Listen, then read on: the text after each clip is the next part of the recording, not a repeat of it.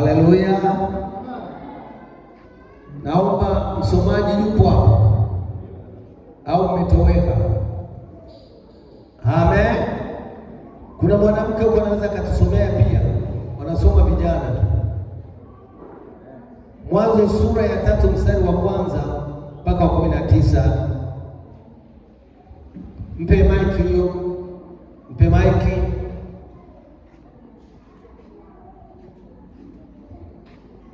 Mimi nitasoma Mwanzo 3 mstari wa 1. Biblia inasema, basi nyoka alikuwa mwerevu kuliko wanyama wote wa mwitu aliyowafanya Bwana Mungu. Akamwambia mwanamke, ati hivi ndivyo alivyosema Mungu, msile matunda ya miti ya bustani? Mwanamke akamwambia nyoka, matunda ya miti ya bustani twaweza kula, lakini matunda ya mti ulio katikati ya bustani Mungu amesema msiale, wala msiaguse, msije mkafa. Nyoka akamwambia mwanamke, hakika hamtakufa, kwa maana Mungu anajua ya kwamba siku mtakayokula matunda ya mti huo mtafunguliwa macho, nanyi mtakuwa kama Mungu, mkijua mema na mabaya. Mwanamke alipoona kuwa ule mti wafaa kwa chakula, wapendeza macho, nao ni mti wa kutamaliki wa maarifa, basi alitoa katika matunda yake akala, akampa na mmewe, naye akala. Wakafunguliwa macho wote wawili, wakajijua kuwa wauchi, wakashona majani ya mtini, wakajifanyia nguo. Kisha wakasikia sauti ya Bwana Mungu akitembea bustanini wakati wa jua kupunga. Adamu na mkewe wakajificha kati ya miti ya bustani, Bwana Mungu asiwaone. Bwana Mungu akamwita Adamu akamwambia, uko wapi? Akasema, nalisikia sauti yako bustanini, nikaogopa kwa kuwa mimi ni uchi, nikajificha. Akasema, ni nani aliyekwambia ya kuwa uchi? Je, umekula wewe matunda ya mti niliyokuagiza usiale? Adamu akasema, huyu mwanamke uliyenipa awe pamoja nami ndiye aliyenipa matunda ya mti huo nikala. Bwana Mungu akamwambia mwanamke, nini hili ulilofanya? Mwanamke akasema, nyoka alinidanganya nikala. Bwana Mungu akamwambia nyoka, kwa sababu umeyafanya hayo, umelaaniwa wewe kuliko wanyama wote na kuliko hayawani wote walioko mwituni. Kwa tumbo utakwenda na mavumbi utakula siku zote za maisha yako. Nami nitaweka uadui kati yako na huyo mwanamke, na kati ya uzao wako na uzao wake. Huo utakuponda kichwa na wewe utamponda kisigino. Akamwambia mwanamke, hakika nitakuzidishia uchungu wako na kuzaa kwako, kwa utungu utazaa watoto, na tamaa yako itakuwa kwa mmeo, naye atakutawala. Akamwambia Adamu, kwa kuwa umesikiliza sauti ya mke wako, ukala matunda ya mti ambayo nilikuagiza nikisema usiale, ardhi imelaaniwa kwa ajili yako, kwa uchungu utakula mazao yake siku zote na maisha yako. Michongoma na miiba itakuzalia, nawe utakula mboga za kondeni. Kwa jasho la uso wako utakula chakula, hata utakapoirudia ardhi ambayo katika hiyo ulitwaliwa, kwa maana ni mavumbi wewe, nawe mavumbini utarudi. Amen. Tumpigie Bwana makofi. Somo letu la leo linasema dhambi iliingiaje duniani. Leo tunashughulika na dhambi katika ibada ya leo ya asubuhi ya leo. Dhambi iliingiaje duniani? Amen. Tumesoma hapo mwanzo kwamba nyoka naye alikuwa mwerevu kuliko hayawani wote. Lakini nyoka huyu, wakati Mungu anasema na Adamu na Hawa kuhusu yale matunda ya mti mwema na mti mabaya, nyoka alikuwa anasikiliza. Siku moja ukiangalia picha hii, wakati Hawa au Eva anadanganya alipodanganywa na ile nyoka, Adamu hakuwepo. Halo, Adamu hakuwepo, lakini wote walikuwa, kuna muda wanakutana na Mungu bustanini ili Bwana apate kusema nao, kama sisi tulivyokutana leo, Mungu apate kusema na sisi. Biblia inasema huyu nyoka akamwambia mwanamke, mkila matunda haya mtafunguliwa nini? Mtakuwa kama Mungu. Ndio maana aliwazuia msiale. Lakini ukisoma, naomba usome kidogo kile kitabu cha Mwanzo sura ya 2 mstari wa 16 na 17. Mungu anawapa maagizo kabla hawajatenda dhambi. Ni sawa na kwamba wewe umeokoka, umeamua kuacha dhambi. Bwana amekupa neema. Siku utakaporudi dhambini utapata mateso makubwa sana. Utateseka, utahangaika na jehanamu utaenda. Haleluya. Lakini nyoka akiwa mwelevu aliwaendea pale bustanini. Biblia inasema alipomaliza kumwambia mwanamke akuuliza swali lolote, wala hofu ya Mungu ilikuwa ndani yake, kwamba Mungu alituzuia tusiale haya. Akachukua akafanya nini? Akala. Na baada ya kula akampa mume wake Adamu. Bwana Yesu asifiwe sana. Mungu analiona lile tendo alilowazuia wanalitenda, akuacha. Bwana anaingia katika bustani wakati wa jua kupunga. Anamuita Adamu, Adamu, uko wapi? Adamu anasema, nalisikia sauti yako bustanini nikajificha. Ukishakuona mtu anaanza kuogopa mambo ya Mungu na asiatende mambo ya Mungu, huyo yuko katika dhambi. Amina. Haleluya. Adamu anazungumza maneno hayo, tayari amekwisha kula tunda. Nalisikia sauti yako bustanini nikajificha. Akamwambia, kwa nini umejificha? Akasema, tazama tuko uchi. Maana yake aibu yao ya kula yale matunda ambayo walizuiliwa yasiale imewekwa wazi. Haleluya. Mungu akunyamaza, anamuuliza Adamu, nani aliyekwambia kula hayo matunda? Anasema Adamu, baada ya kusema, Mungu naomba unisamehe, Mungu naomba unirehemu, nimekukosea wewe katika makosa haya, nisamehe dhambi yangu. Anakwenda kulaumu mwanamke. Alimlaumu mwanamke na akamlaumu na Mungu. Sijui wewe unaona. Anasema, huyo mwanamke uliyenipa ndiye aliyenidanganya, aliyenipa mimi matunda nikafanya nini? Hivi aliyempa mwanamke Adamu ni nani? Sasa anayemlaumu ni nani? Huyo mwanamke. Mungu akusita, akaenda tena kwa Hawa. Wewe unapenda kumuita nani? Eva. Akaenda kwa Hawa. Nani? Hawa naenda semaje? Huyo nyoka. Haleluya. Na Mungu akusita, akaanza kutoa ghadhabu. Adhabu kwa Adamu, adhabu kwa mwanamke. Na ndio mpaka leo wewe ukitaka kumpiga nyoka, unapiga mkia, unapiga kichwa.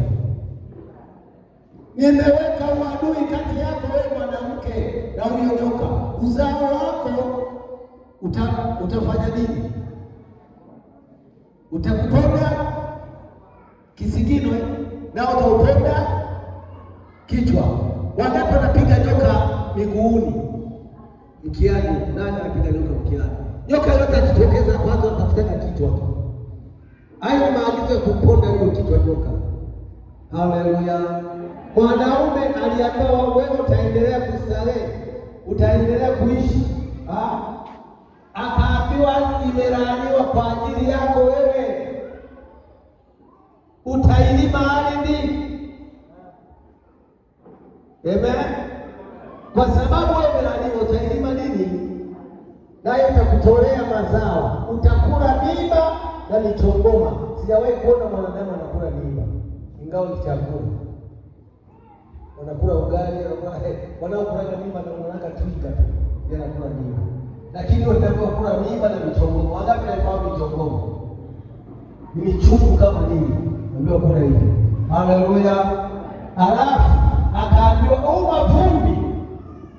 Na mavumbini mwanamke akaambiwa, kwa wewe ni mwanamke mrembo, utakaa hivyo utakuwa unatembea kwenye bustani, unatembea, unafanya hivi, unafanya hivi. Akaambiwa utazaa kwa uchungu. Ndio maana mwanamke yoyote yule anazaa kwa uchungu. Mara ashike nyasi, mara ashike nguo, mara ashike masufuria. Jamani, kuna mwanamke anajifungua kama anakwenda kujisaidia. Wote uchungu unauma. Hata walete, hata yale maji wanayowapigaga sio wanaita maji ya nini?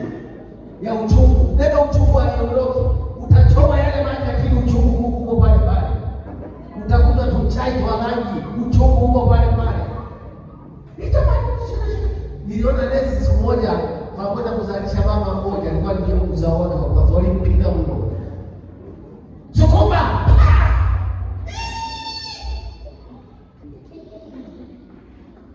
Makofi. Unataka kuwa mtoto wewe?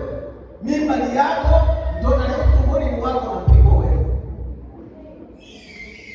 Uliambiwa kuzaa kwa uchungu na tamaa yako itakuwa kwa mume wa.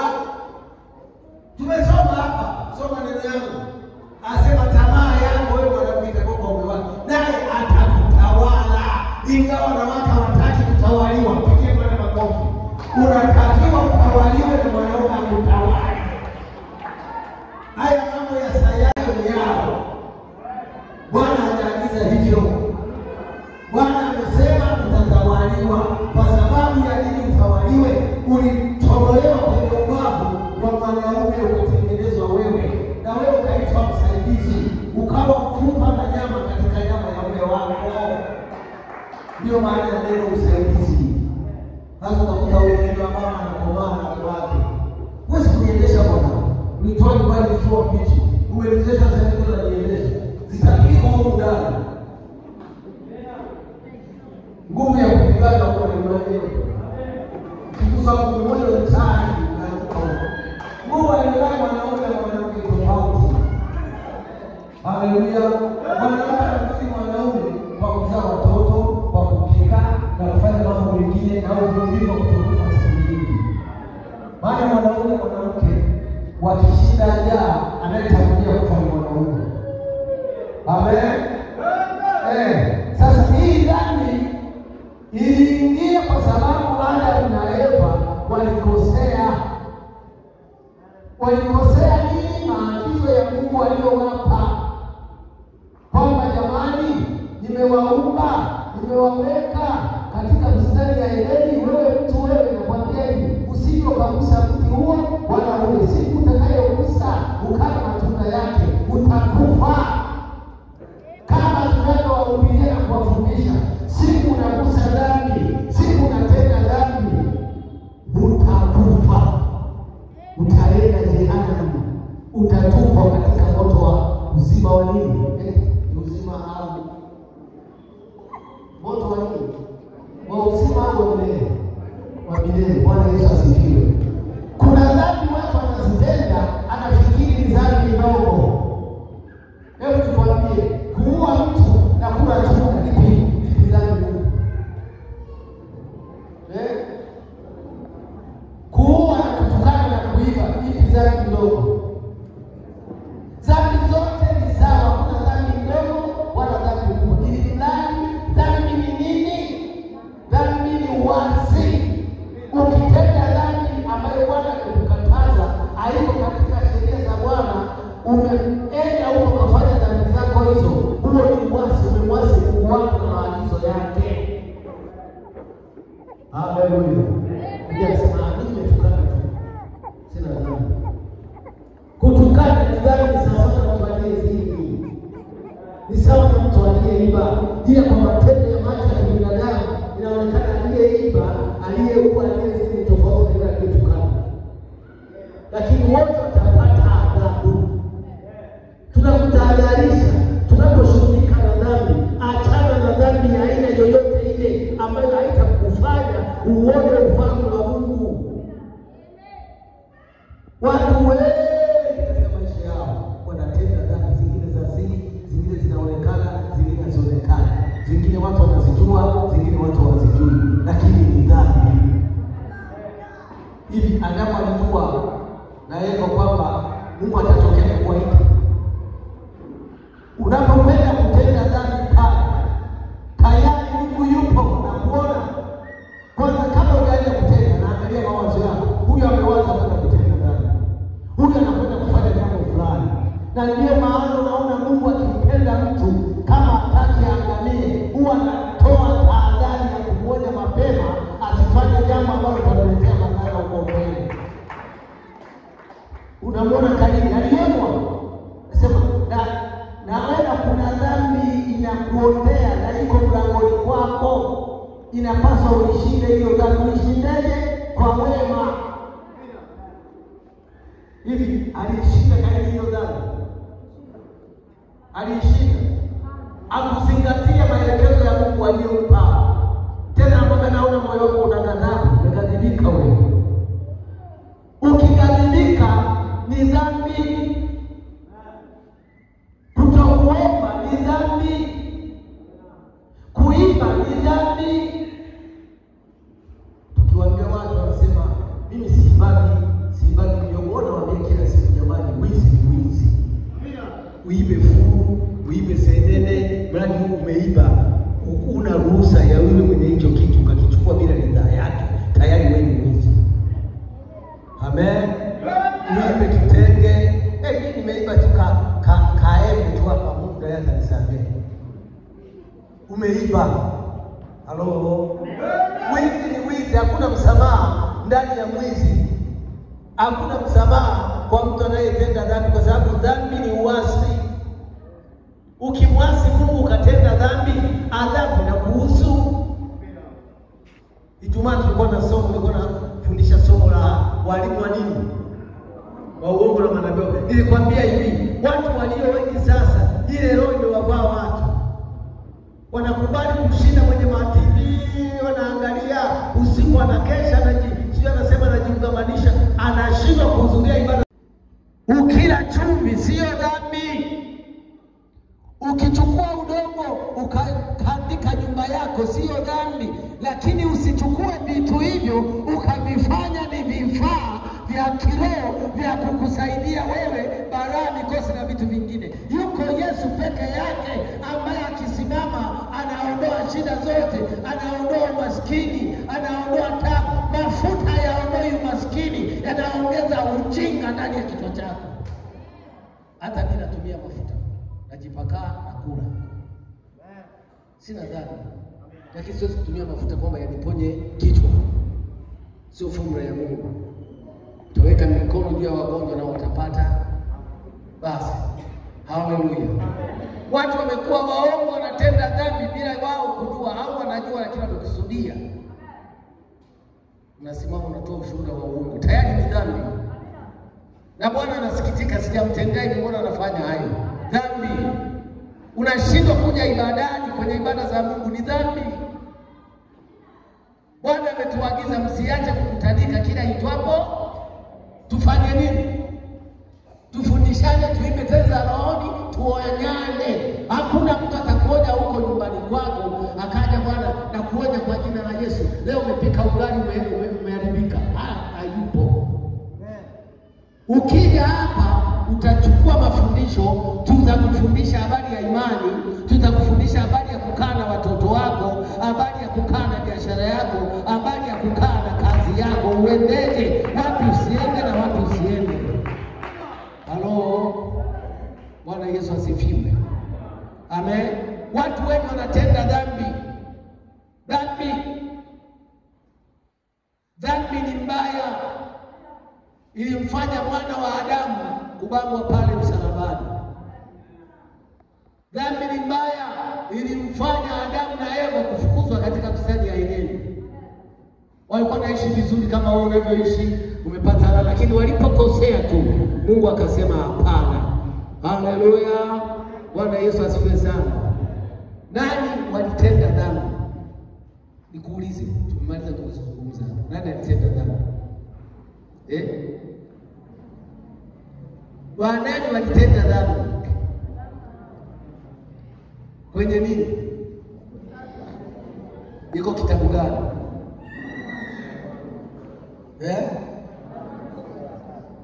Mwanzo sura ya mstari wa ngapi?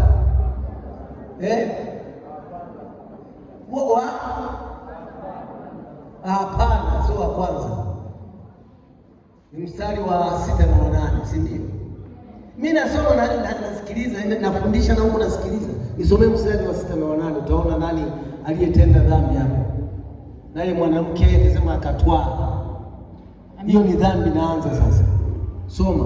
Mwanamke alipoona ya kuwa ule mti wafaa kwa chakula, wapendeza macho, nao ni mti wa kutamanika kwa maarifa, basi alitwaa katika matunda yake akala, akampa na mmewe, naye akala. Na wote wakafumbuliwa macho wote wawili, wakajijua kuwa wa uchi, wakashona majani ya mtini, wakajifanyia nguo.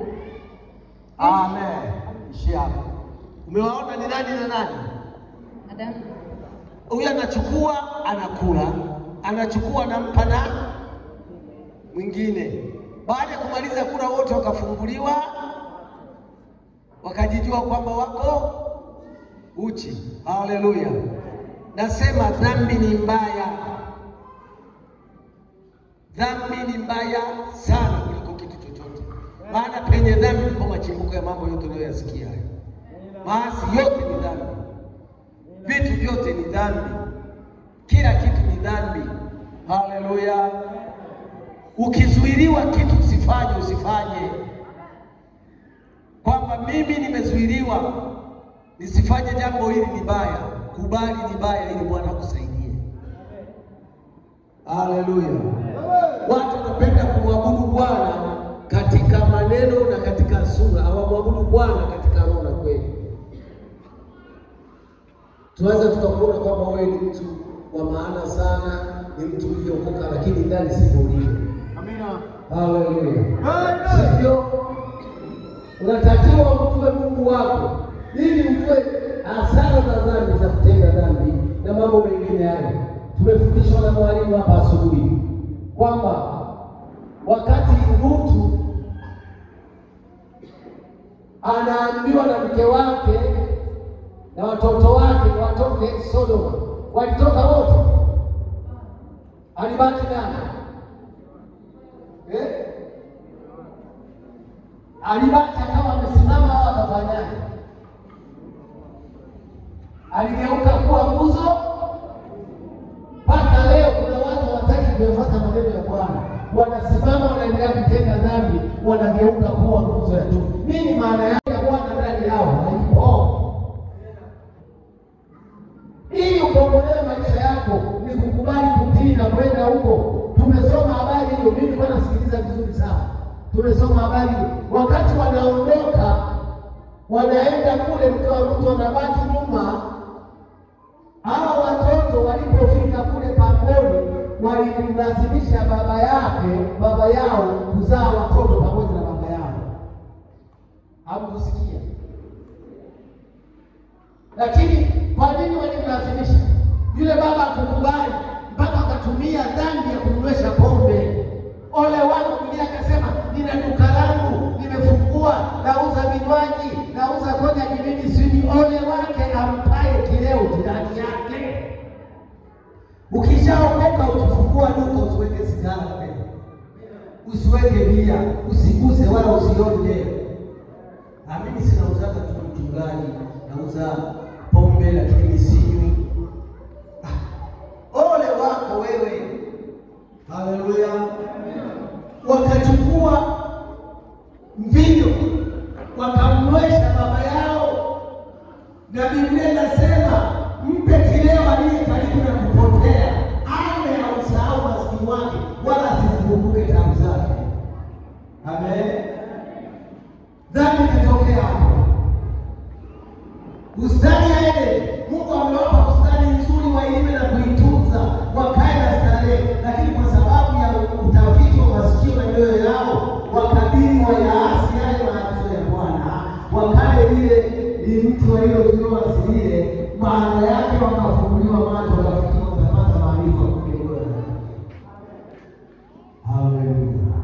Utafanya dhambi peke yako, lakini Mungu yupo ndani. Wakati kama leo unafanya dhambi kwa kuelekea kwa Roho. Unaangalia. Asimu jielewe kama mtu sio Mungu. Dhambi kwako ni mbaya. Nikikie kama unaona. Wala usitaki wako. Amen. Haleluya. Unasikia hiki? Neema ya Bwana ikikujalia na dhambi. Kuna mwingine anaweza kama mwanamke au mwanaume. Biblia inasema mtu amtazamaye mwanamke tu kwa kutamani tayari anaingia kusema. Kwa kufikiri mawazo mabaya tayari ametenda dhambi. Kwa kutoenenda katika utaratibu wa Mungu tayari ametenda dhambi. Haleluya. Hakuna kitu kibaya cha kutokusikia.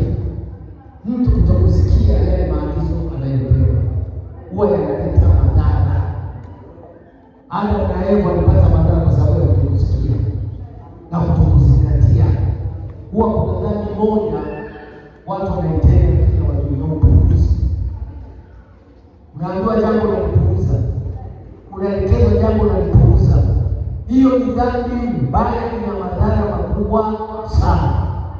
Halo, Bwana Yesu asifiwe sana. Ipo dhambi nyingine ya chuki. Ukimchukia mtu, Biblia inasema mtu amchukiaye ndugu yake au jirani yake, huyo mtu ni muuaji. Ukimchukia mtu pasipo sababu, wewe ni muuaji. Maana yake ni dhambi kumchukia mtu. Hata kama ana sura mbaya, wewe mpende. Haleluya. Sura zote hazifanani. Kuna mwingine akicheka ni kama analia. Kuna mwingine akilia ni kama anacheka. Kwa hiyo sura zote zinatofautiana. Haleluya. Haleluya. Usitende dhambi pasipo sababu. Na unapotenda dhambi, bomoka kutubu dhambi uliyoitenda. Iwe ya kufikiri, iwe ya kutazama, iwe ya mawazo, iwe ya kutenda. Fikiri ndani ya moyo wako kwamba dhambi ni mbaya. Haleluya. Ukisoma kitabu cha Yohana wa kwanza ile sura ya 4, sura ya 3 ile inasema ya 3 mstari ule wa 4. Soma hapo msomaji. Yohana wa kwanza Yohana sura ile ya 3 mstari wa 4.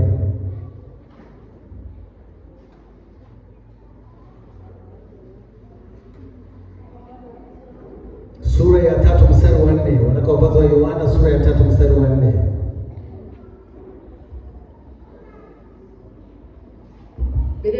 Amen. Umetangulizana na mtu ameangusha hela, unaikanyaga, baada ya kumuitia unaimana hapa hapo, huu muujiza huu. Umeiba. Halo. Umeiba. Naomba viongozi muje siku ya Jumanne tufundishane. Unapochukua kisicho chako umeiba. Biblia inasema usiwanyime watu yaliyo mema yao yakiwa katika uwezo wako kuyatenda wewe. Ukiwanyima watu wa nyumbani kwako chakula, hiyo ni dhambi. Usipowanunulia watoto wako uniform za shule, ni dhambi. Wasipopata chakula wakala vizuri, ni dhambi. Biblia inasema mtu asiyefanya nini, asiyewatunza ni mbaya kuliko asiyeamini. Kule kutokutunza familia yako ni mbaya. Halo, Bwana Yesu asifiwe. Nilipokuwa nafundisha habari ya Aida, nikasema ukimkuta Samueli ukamkuta na wale watu Milango unaitaka kule Ukimkuta mtu mwanamke labda tuchukue mfano nani? Melankoli au melankolele. Ukimkuta anaiba namna hiyo, Bwana Yesu asifiwe sana. Yeye alikusamehe. Kila jambo lolote likosa, hata ukikua nguo kampelekea ataikosoa. Mbona na vifuko vimeenda hivi? Lakini hajanunua yeye au mama mleko yao. Alafu anatunza mambo mengi moyoni mwao. Unaweza ukawa umeokoka. Kuokoka kunamsababisha mtu kusiacha dhambi. Lakini unasema umeokoka na unatenda dhambi. Hujaokoka. Hujaokoka. Kuna watu wanaingia kwenye ibada na sikia mfukoni. Wala hawajui. Wala hawajui. Nakumbuka miaka ya 90 huko tukiwa Dar es Salaam pale Temeke. Mtu mmoja tuko kwenye mkutano wa dini, tunafanya mambo yetu, tumekusanyika wote hapo. Kuingia kwenye meza kama hii, tukao tunainama tunasujudu. Tunainama. Mmoja alipokuja kusujudu, sigara ikaanguka kutoka mfukoni. Sikiliza mashambulizi ya pale. Toka. Lakini niliwaambia huyu tunamshukuru Mungu kwa sababu anamweka wazi. Kuanguka kwa sigara hapa mezani ni kudhihirisha kwa matendo yake aliyokuwa akiendelea. Anasema ameokoka lakini anaendelea sigara. Anasema ameokoka lakini anatimana. Anasema ameokoka ni mzinzi. Amesema ameokoka ni mlevi. Akiwa kanisani yeye pombe, akienda kwenye harusi ndipo na mimi kaambia mchungaji simuoni. Haleluya. Niliwahi kuona harusi moja sio wale. Mtu mmoja alifikisha matajiri. Aliziwa sana kwa kuelewesha. Mpaka na sisi wapi sasa. Na nende zawadi yangu natoa kabati. Kimwangalia kwa uwezo wa kununua kikombe hapa. Natoa kabati ya nguo tena nzuri. Kuja Yesu,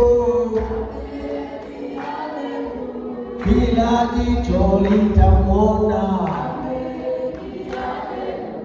kila ulimi utakiri, anakuja Yesu. Anakuja Yesu, kila jicho litamwona, kila ulimi utakiri. Dakika hii tumwite Mungu ashuke akuhudumie katika huduma zote. Tuombe. Baba mtakatifu, Mwenyezi Mungu unayeishi milele, Baba wa Bwana wetu Yesu Kristo, ni wakati mzuri Bwana, shuka kwa ajili ya watoto wako, shuka mahali hapa Bwana, uwatetee, uwainue Bwana, uwakumbushe walioyasahau, uwakumbushe wasioyatenda, wakuelekee wewe, maana wewe ni Mungu uliyemwambia Adamu asifanye hivi. Alipofanya Bwana akakiuka maagizo yako, alipata msukosuko, akafukuzwa katika bustani ya Edeni. Sisi Baba, usituondoe katika uso wako, usituondoe katika uokovu uliotupa, bali tujalie neema ya ajabu, utujalie ushindi na upendo na mamlaka uliyotupa Bwana, yakatende kazi ndani yetu, yakatende kazi katika huduma yetu, yakatende kazi katika mali zetu, yakatende kazi katika kile tulicho nacho. Bwana, ulisema wewe ni Mungu, hujawahi kutuacha, hujawahi kutupungukia. Neema yako yatosha, nguvu yako yatosha. Tuko mikononi mwako sasa. Ufalme wako Bwana utimizwe, nguvu na mamlaka vitimizwe. Kwa walio hawawezi Bwana wakaweze, kwa walio na shida mbalimbali Bwana Yesu waponye, wasaidie katika miili yao, wasaidie katika matumbo yao, wasaidie katika maisha yao, wasaidie katika biashara zao, wasaidie katika mitaji yao. Nani nauliza uwepo na nguvu yako. Asante Bwana Yesu, asante kwa ushindi, asante kwa mamlaka, asante kwa uponyaji, asante kwa neema hii, asante kwa kuwa tumelishika neno lako. Utatuacha wala utatupungukia, utatufunika kwa neema yako, utatufunika kwa baraka zako, ulinzi wako Bwana watosha. Tukumbushe Bwana kutenda yaliyo haki, tuachane na unyang'anyi, tuachane na wizi, tuachane na uzinzi, tuachane na karama mbovu zisizokupendeza wewe. Maisha haya tuliyonayo tunakugeukia Yesu, tusaidie Bwana kwa kiwango kikubwa. Saidia kanisa lako, saidia watu wako, saidia wababa, saidia wamama. Tunajinyenyekeza chini ya mkono wako, tunasema haleluya. Jina lako libarikiwe, jina lako litukuzwe. Sifa utukufu nikurudie wewe, ni katika jina la Yesu Kristo Baba aliye Bwana na Mwokozi wetu, tuseme amen. Amen. Mwenye shida mahali ulipo, nyosha mkono wako, tuombe kwa ajili ya shida.